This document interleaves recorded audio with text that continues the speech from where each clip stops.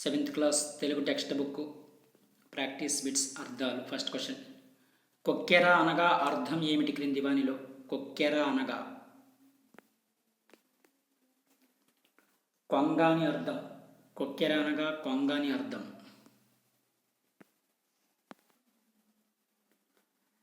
Next question, ఉజ్జీవము అనగా అర్థం ఏమిటి? బ్రతుకు అని అర్థం. ఉజ్జీవము అనగా.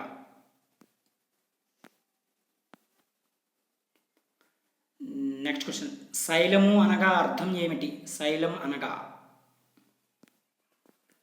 కొండ అని అర్థం. శైలం అంటే.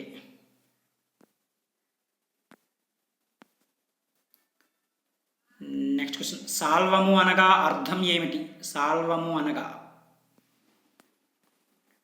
డేగ అని అర్థం. సాల్వము అనగా డేగ అని అర్థం. నెక్స్ట్ క్వశ్చన్, ప్రమందము అనగా అర్థం ఏమిటి క్రింది వానిలో? నెమరు వేయుట అని అర్థం. ప్రమందము అనగా.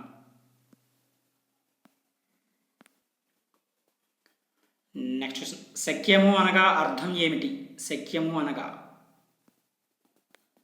సాధ్యమని అర్థం. శక్యము అంటే.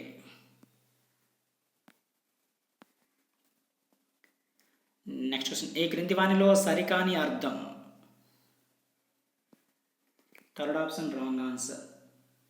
వీవెన అనగా దువ్వెనని ఇచ్చారు అర్థం. ఇది రాంగ్ ఆన్సర్. వీవెన అనగా విసినుకర్ర అని అర్థం. విసినుకర్ర.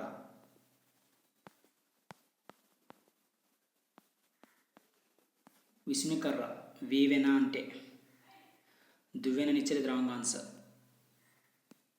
మిగిలిన కూడా సరైనవే. వీచి అనగా అలాని అర్థము. శౌర్యము అంటే బలమని అర్థం.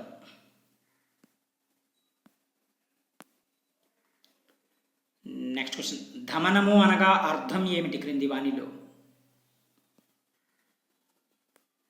అనుచుట అని అర్థం. ధమనము అనగా.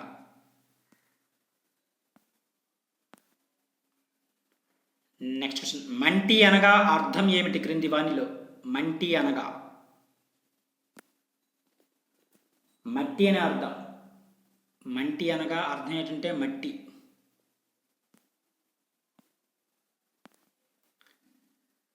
నెక్స్ట్ క్వశ్చన్, చొక్కి అనగా అర్థం ఏమిటి? చొక్కి అనగా పరవశించి అని అర్థం. చొక్కి అనగా. ఇవి సెవెంత్ క్లాస్ టెక్స్ట్ బుక్లోని కొన్ని ముఖ్యమైన అర్థాలు ఏపీ డిఎస్సికి సంబంధించి. మరిన్ని ప్రాక్టీస్ బిట్స్ కోసం మన ఛానల్ సబ్స్క్రైబ్ చేసుకుంటాను. Thank you.